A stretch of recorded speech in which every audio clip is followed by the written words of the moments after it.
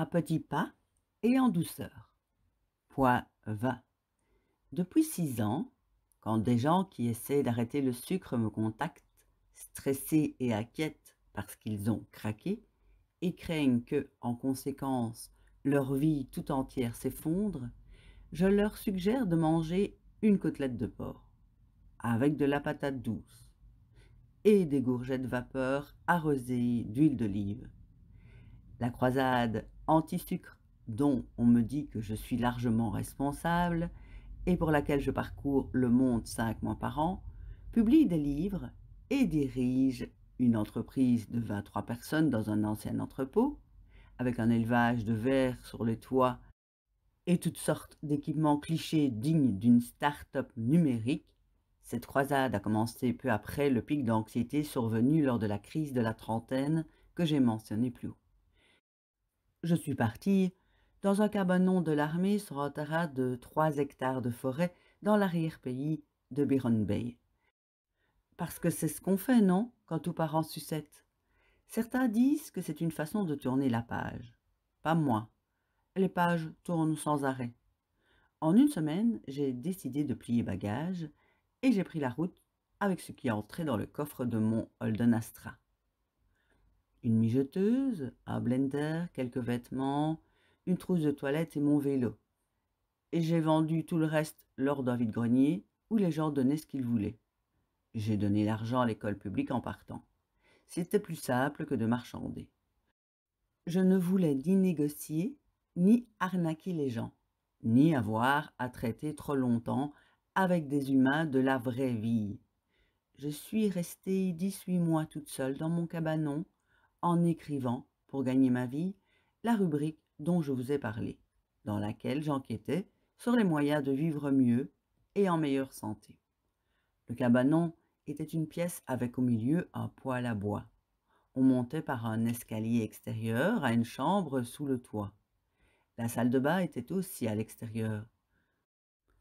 De la baignoire, je voyais la lune sous laquelle les gamins friqués, avec des tatouages de licorne, jouaient des percussions sur la plage tous les mois. Il n'y avait pas de serrure et beaucoup de dades sauvages. Un jour, j'étais à court de sujets. Alors j'ai cessé de manger du sucre. C'était pratique. Plusieurs médecins et naturopathes m'avaient conseillé de me défaire de cette habitude irrésistiblement mauvaise. Un gros titre de journal m'a donné l'impulsion.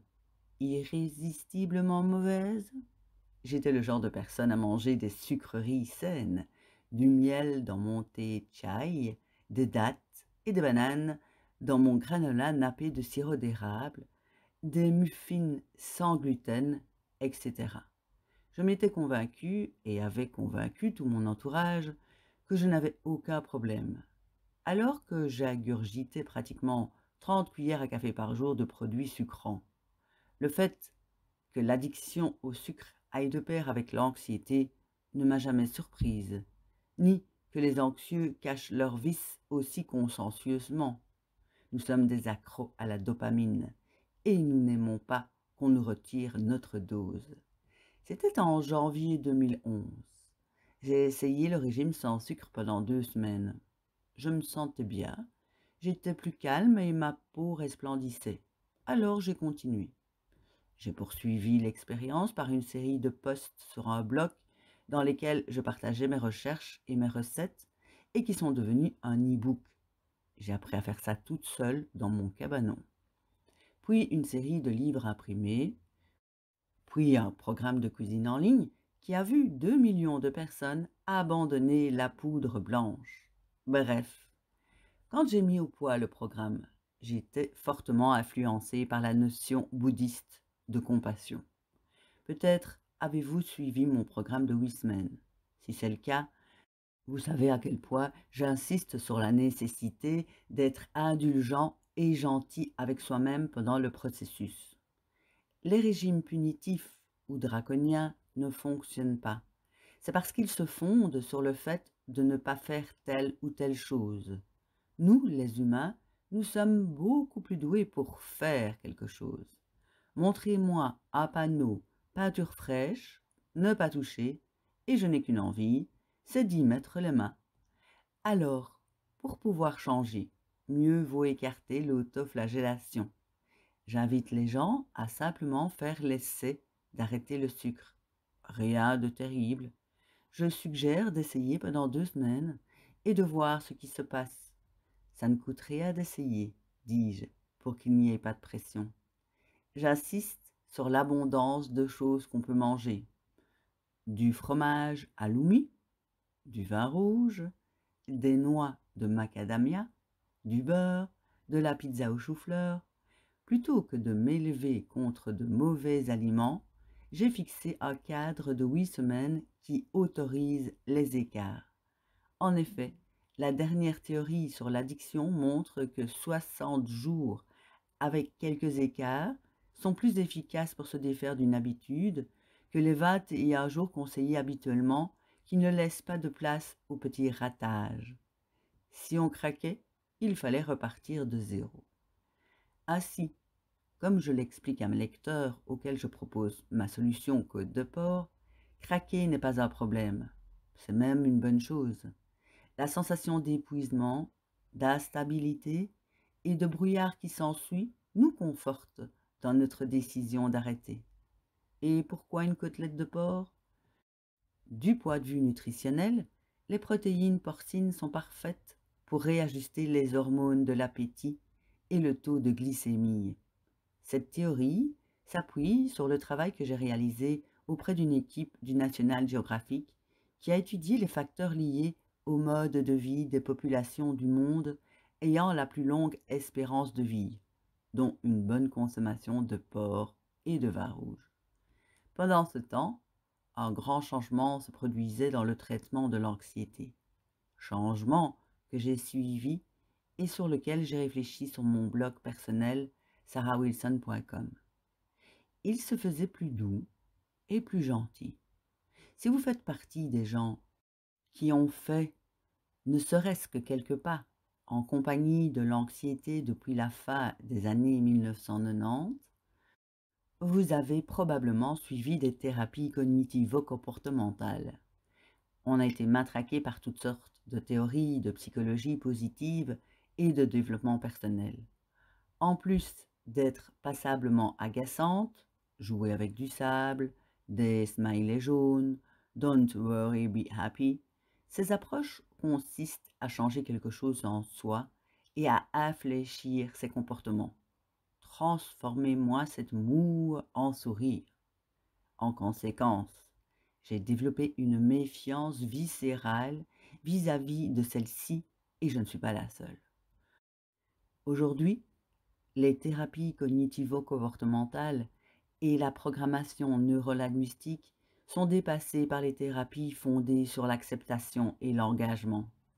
Il s'agit d'accepter ses pensées et ses émotions et de vivre en fonction de ses valeurs profondes, ou sur la compassion, qui intègre des pratiques de méditation de pleine conscience bouddhiste pour augmenter la souplesse psychologique. De même, la psychologie positive a heureusement débouché sur une deuxième voie. Au lieu de s'entendre dire qu'il faut changer ses idées et se transformer pour être heureux, on est censé pleurer la perte de la tristesse, aller contre le bonheur en saluant la tristesse et accueillir le côté obscur de la vie. Et plus récemment, tester l'art subtil de s'en foutre, titre d'un livre de l'Américain Mark Manson qui préconise d'arrêter d'esquiver la souffrance. Selon ces approches, on travaille sur ce qui est et on avance vers la vie que l'on veut mener avec douceur et bienveillance. Au lieu de construire un pont avec un enthousiasme forcé et des émoticônes licornes et de le traverser, on tire parti de la rivière dans laquelle on se trouve, même si elle est un peu froide et envahie de roseaux par endroits. Ce faisant, il se peut qu'on trouve le bonheur parmi toutes sortes d'autres émotions riches qui sont à notre disposition. Le bonheur est un corollaire agréable du processus, pas le but final, inatteignable la plupart du temps.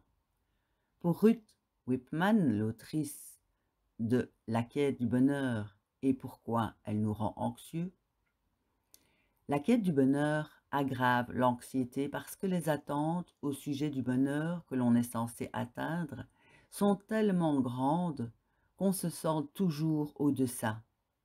Elle soutient, avec un certain mordant, que cette quête, y compris la voie de la pleine conscience, très à la mode aujourd'hui, est une démarche de privilégiés. C'est une philosophie davantage gratifiante pour ceux qui vivent des moments privilégiés plutôt que pour ceux qui triment, sont humiliés ou éreintés. Ceux qui, à un moment donné, auront la possibilité de faire une posture de yoga dans un rayon de soleil plutôt que d'être à leur poste devant une friteuse. Je me suis demandé si le fait même de s'interroger sur son anxiété comme je le fais ici était un privilège. Si l'anxiété était une affliction de bourgeois, je ne me pose plus la question. Je pense que c'est, au contraire, un truc de rebelle. J'y reviendrai. Et que si tout le monde ne peut pas s'offrir une retraite de méditation de 2 semaines au Sri Lanka ou aller se réfugier dans un cabanon de l'arrière-pays de Byron Bay, le fait de savoir qu'on n'est pas tout seul et qu'on peut échanger des techniques simples pour trouver le calme et la paix intérieure peut faire du bien à la plupart d'entre nous. Mais je digresse. Voici un autre problème inhérent à la quête du bonheur à tout prix. De ces 15 dernières années, le bonheur est présenté comme un choix et non pas comme une question de chance. Pourtant, le mot bonne heure vient du latin bonum, augurium, littéralement bonne chance. Nous l'avons récemment transformé en une chose que l'on découvre à condition de déployer des efforts, comme s'il s'agissait d'un aboutissement, comme s'il s'agissait de faire le tri entre plusieurs options, décision et choix. Or, explorer des options provoque de l'anxiété. Whipman fait référence à de nombreuses études montrant que plus on s'acharne dans l'évaluation et la quête du bonheur, plus on est susceptible d'être déprimé, anxieux et seul. Quand j'étais dans mon cabanon, dans la forêt, j'ai appris à faire preuve de bienveillance et de douceur envers ma santé. J'étais trop fatiguée pour m'infliger un régime alimentaire strict et beaucoup de sport. Et toute la sagesse acquise au cours de mes recherches confirmait l'efficacité de cette plus grande douceur. Tout comme les conversations en ligne que j'avais avec tous les inconnus accros au sucre pour lesquels j'éprouvais une profonde compassion. Nous avions tous besoin de plus de douceur, plus de bienveillance. Nous étions tous fatigués et tristes. Ce qui est merveilleux et parfait, c'est que cette douceur et cette bienveillance ont infiltré aussi mon propre parcours. Point 21. Ce n'est pas notre faute si nous sommes devenus accros au sucre et avons grossi. L'obésité n'est pas une question de manque de self-control. Toutes les voix raisonnables et respectées qui participent au débat reconnaissent désormais que la façon dont nous avons été gavés de sucre par les géants de l'industrie agroalimentaire a détraqué notre métabolisme à un point tel que, pour beaucoup de gens, aucune volonté, aucune pratique sportive intensive, aucun régime ne peut changer la donne. Aujourd'hui, des enfants naissent avec un diabète de type 2. Un yaourt dit allégé en matière grasse peut contenir jusqu'à 6 cuillères à café de sucre. Il n'est plus possible de pointer du doigt des individus pris dans le cycle malheureux de leur métabolisme. De même qu'on ne peut pas accuser d'être anxieux ceux dont l'amygdale est hypersensible. Point 22. Tout en rédigeant ce livre, j'ai lu Surmonter l'anxiété grâce à la compassion du spécialiste en thérapie comportementale Dennis T. Tirsch, pionnier dans le mouvement thérapeutique axé sur la compassion. Il affirme que notre système de détection des menaces, le combat, la fuite, a joué un rôle essentiel pour notre survie dans l'évolution de l'espèce, et que certains d'entre nous naissent avec des capteurs plus sensibles que les autres. Ce n'est pas notre faute si nous tirons cette paille-là. C'est le courant de l'évolution qui nous a fait échouer là. Et, ajoute-t-il, même nos tentatives d'éviter, de combattre ou de critiquer notre anxiété ne font qu'empirer la situation. La solution, c'est d'être compatissant envers soi-même. Denis Tirsch et d'autres expliquent que nous avons un cerveau ancien, le premier dans l'évolution, et un cerveau plus récent. L'ancien recueille les informations captées par nos sens, et quand il perçoit un danger, il stimule une vieille partie toute fripée du cerveau appelée amygdale, qui active la réaction au stress, libère les hormones du stress, l'adrénaline et le cortisol. En un instant, nous voilà prêts à agir, à combattre ou à nous enfuir. Cette partie du cerveau ne fait pas la distinction entre une menace réelle et une menace perçue comme telle. Elle réagit vite, point. Le cerveau récent imagine, planifie, pense. Il est responsable de la conscience de soi et du sentiment de mortalité. C'est la partie qui nous définit en tant qu'humains. L'activité de ce cerveau récent est particulièrement grande chez nous, les anxieux. Nous réfléchissons beaucoup. Nous avons une grande conscience de nous-mêmes. L'ancien et le nouveau cerveau entrent fréquemment en collision et de façon problématique. Si votre cerveau récent est particulièrement sensible, ce qui est le cas chez les anxieux, vos réflexions et pensées sensibles risquent de déclencher le vieux système d'alarme, comme si un tigre à dents de sabre s'apprêtait à bondir sur vous avec toutes les montées hormonales et les répercussions physiques qui s'ensuivent. Il vous intéressera peut-être de savoir qu'en plus du système d'alarme, nous possédons, selon Denis Tirsch, un autre mécanisme de protection, le circuit de la récompense. Comme nous ne possédons ni cornes ni venin, notre survie dépend des liens que nous établissons avec les autres et qui sont créés et renforcés par des comportements apaisants et réconfortants. Pour survivre, enfants, nous avons besoin que nos parents nous apaisent et nous réconfortent pendant que nous nous développons et apprenons. Ce système active les hormones du bien-être, ocytocine et endorphine, qui calment efficacement le système d'alarme face aux menaces. À l'instar de la réaction, combattre ou s'enfuir, le circuit de la récompense est automatique et contribue à diminuer notre anxiété, à condition que nous sachions le déclencher. Des études montrent que l'un des meilleurs moyens de le faire est de faire preuve de compassion envers soi-même, ce qui est parfait en théorie. Je ne sais pas pour vous, mais quand je me trouve dans l'une de mes spirales de haine contre moi-même, je ne suis pas encline à éprouver amour et tendresse à mon égard. Par chance, la nouvelle vague de comportementalistes prend ce point en considération.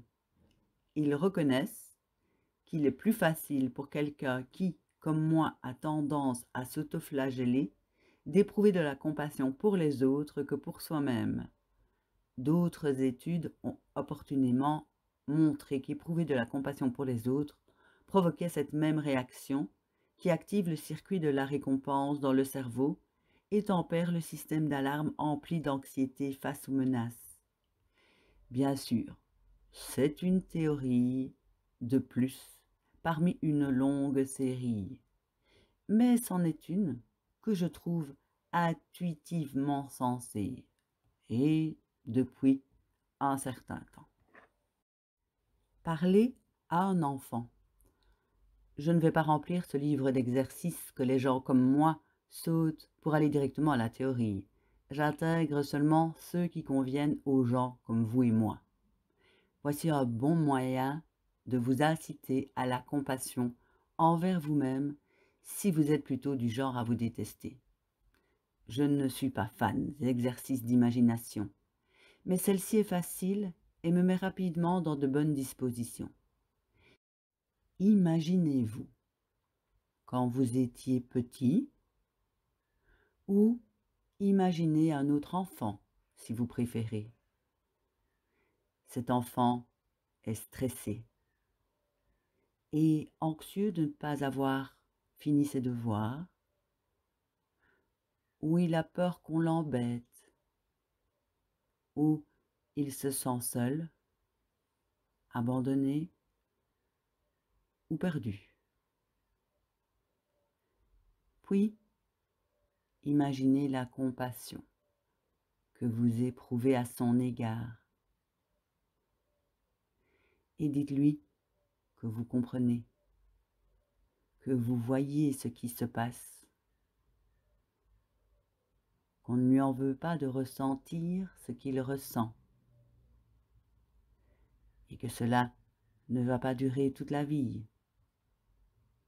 Ou dites mentalement tout ce que vous éprouvez pour ce drôle de petit enfant perdu. Il n'y a pas longtemps, j'ai déniché une photo de moi à la maternelle. Avoir une photo sous les yeux m'aide à faire l'exercice. J'ai des couettes et une croûte sur la lèvre, à l'endroit où mon incisive a coupé la chair quand je suis tombée dans l'escalier chez ma grand-mère. Aujourd'hui encore, je mordis la cicatrice quand je suis nerveuse. Mon regard est de plus sérieux. Je me rappelle la séance photo. Je me demandais comment sourire au photographe. J'arrive à éprouver de la compassion pour cette mini-moi. Je suis de tout cœur avec elle. J'ai envie de la prendre dans mes bras pendant qu'elle résout son problème, tout en lui permettant de le faire. Je lui dis qu'elle est super, qu'elle est sur la bonne voie, que c'est une enfant vraiment sympa et intéressante pour se poser toutes ces questions, que quand elle sera grande, elle fera une amie formidable et une grande sœur magnifique.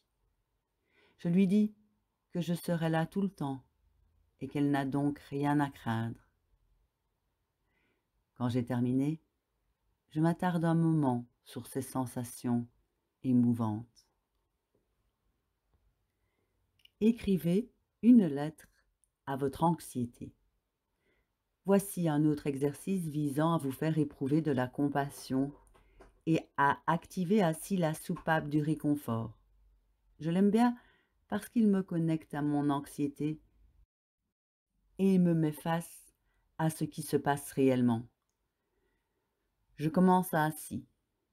Chère anxiété, drôle de petite chose.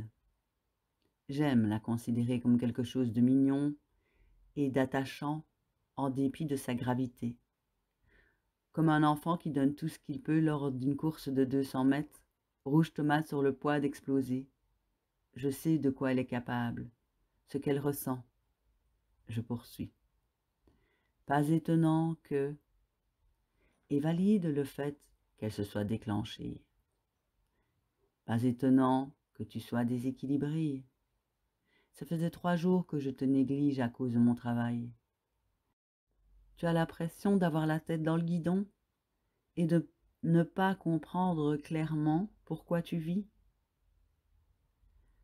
Ensuite, je répète toujours un peu les mêmes choses. Oui, je sais que cela paraît trop difficile, mais chaque fois que cela nous arrive, tu t'en sors toujours. Arrêtons-nous là-dessus 20 secondes. Les journées les plus merdiques ont toutes débouché sur quelque chose, non? Samedi dernier, nous nous sommes agités toute la matinée. Il faisait un temps magnifique et nous sommes restés paralysés sur le sol du salon. Une journée magnifique gâchée. Je sais, j'y étais. L'agitation augmentait et empirait jusqu'à ce que nous éclations en sanglots. Ça nous a fait du bien. Et nous nous sommes rendus compte que nous n'avions pas pleuré sur le poids de la vie depuis trop longtemps. Il a fallu que nous nous agitions jusqu'à fondre en larmes pour pouvoir faire retomber la pression. Alors, prenons un moment et voyons ce qui se passe. Déprimons ensemble tant qu'à faire. Nous sommes là de toute façon. Bien. Finalement, ça va. Ce faisant, je parviens à proposer à ma drôle de petite anxiété des issues possibles. Tu sais quoi? Je pense que tu as simplement besoin d'aller prendre l'air ce week-end. Va marcher dans le bûche. Et en signant la lettre, je t'aime, Sarah. Je souris à mon anxiété. Point 23. Quand j'avais 23 ans, un hypnotiseur sino-russe m'a expliqué l'idée de muscler mon mental. Eugène Wechner était un ancien ingénieur civil à qui on avait prédit qu'il mourrait à 40 ans d'une maladie congénitale. Il était déjà devenu partiellement aveugle.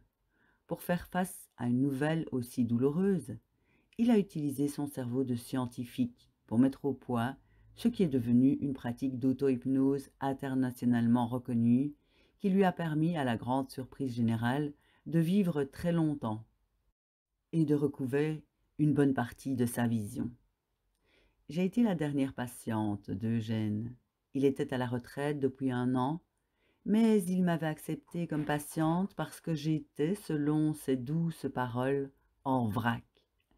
Je rentrais tout juste des États-Unis où j'étais étudiante et d'où j'avais dû partir à cause de la maladie, une parfaite tempête de dépression maniaque, comme on l'appelait encore à l'époque, sur un tableau de TOC, d'insomnie et de maladie de Basedow déclarée.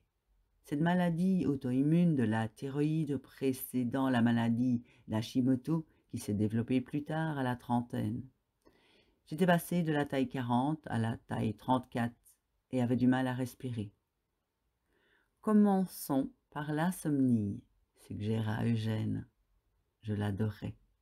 J'adorais aller le voir dans sa modeste maison en briques, décorée de napperons et de petits vases de violettes. J'adorais ses gilets en laine et ses longs doigts. Les mauvaises habitudes, et l'insomnie, me dit-il, est une mauvaise habitude, ne peuvent être ni contrées, ni éliminées. Ce n'est pas comme cela que fonctionne le cerveau. Il traça une ligne au stylo-plume sur son bloc-notes. Voici une habitude, une série de pensées qui s'agglutinent pour former une voie neuronale. Plus vous ajoutez de pensées, plus elle s'épaissit. Il ajouta des lignes sur la première. On ne supprime pas une mauvaise habitude, on en construit une autre, plus saine. Il faut nourrir sans cesse. Il dessina une nouvelle ligne, parallèle au premier groupe, et l'épaissit à l'aide de traits. Peu à peu, les nouvelles pensées s'assemblent et finissent par créer une habitude qui est plus forte que l'ancienne. On construit des habitudes qui déclenchent le circuit de la récompense plutôt que le système d'alarme lié aux menaces. Mon ancienne habitude consistait à penser qu'il fallait vérifier sans cesse si une chose vaguement dangereuse n'était pas cachée sous le lit. Le plus souvent, la bête qui m'attrapait par les chevilles. Ce qui, évidemment, ne faisait que renforcer ce réflexe de lutte ou de fuite. Ma nouvelle habitude, c'était d'éprouver ce besoin, mais d'y résister calmement. Je fis des visualisations en état d'hypnose, cet état de calme méditatif idéal pour tracer de nouvelles lignes. Je me voyais allongée et tranquille, sans être tentée de vérifier sous le lit. Je créais une image dans mon cerveau et l'ancrais chaque soir. À force de me visualiser assis tous les soirs, cette image a fini par se concrétiser. Un soir, je suis allée me coucher et j'ai visualisé le scénario. Je n'ai pas bougé. Je suis restée allongée.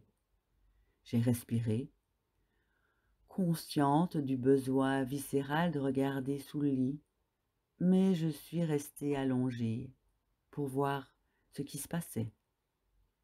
J'ai attendu et me suis endormie. Le lendemain matin, je me suis serré la main en me félicitant. Qu'est-ce que j'étais fière de moi! Lentement, patiemment, j'ai travaillé sur des années d'habitudes liées à mon anxiété, une voie neuronale à la fois, pour renforcer mon système de réconfort. Il ne s'agit pas de me changer, mais de créer quelque chose de facile et de doux autour de ma personne, me permettant de faire des choix plus éclairés. Il paraît qu'il faut 66 jours de travail continu pour créer une nouvelle habitude. J'aime bien l'imaginer comme un nouveau muscle que je fais travailler. Pour être bon dans un domaine, que ce soit le tir à l'arc ou l'écriture de romans, on dit qu'il faut 10 000 heures de travail ou de musculation mentale. Je vous suggère de tripler ce chiffre si vous voulez voir des résultats durables sur votre anxiété. En fait, il vous faudra travailler toute votre vie. Aujourd'hui, les neurosciences expliquent que notre cerveau n'est pas une entité rigide, mais qu'on peut le remodeler comme du plastique ou comme un muscle, par le biais de petits mouvements répétés dans le temps. Ceux qui ont lu les ouvrages d'Olivier Sacks ou les travaux de n'importe quel neurologue savent qu'on peut, par une pratique continue, remodeler ou changer les voies neuronales pour créer de nouvelles habitudes. Les voies neuronales inutilisées s'affaiblissent et disparaissent à la longue pour faire place à de nouvelles. Si l'on ne s'en sert pas, on les perd. C'est pourquoi il est plus facile de créer une nouvelle habitude que d'en maintenir une ancienne. Quand je regarde rétrospectivement mon parcours accidenté, je dois reconnaître, même si c'est un peu décevant, que c'est un fratras de petits trucs simples qui se sont lentement, vraiment très lentement, greffés les uns aux autres pour former un nouveau chemin. Ce sont eux que je partage dans ce livre. Vous préféreriez une solution plus rapide? Oh là là, moi aussi j'aurais préféré. Je préférerais encore bien souvent.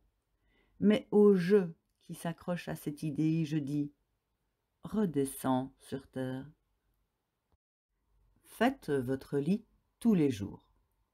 Voilà ce que j'entends par petit et un peu décevant. J'ai bavardé à plusieurs reprises avec Gretchen Rubin, autrice d'Opération Bonheur.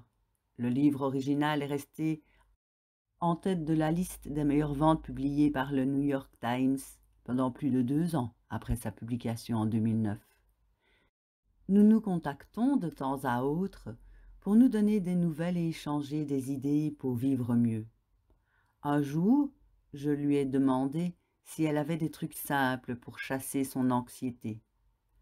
Elle connaissait l'anxiété. Elle avait été avocate à New York. Voici le conseil qu'elle m'a donné. Faites votre lit tous les jours. J'ai trouvé cela grotesque, comme si 42 était la meilleure réponse à tout. Gretchen m'a expliqué que l'ordre, à l'intérieur, crée du calme à l'intérieur.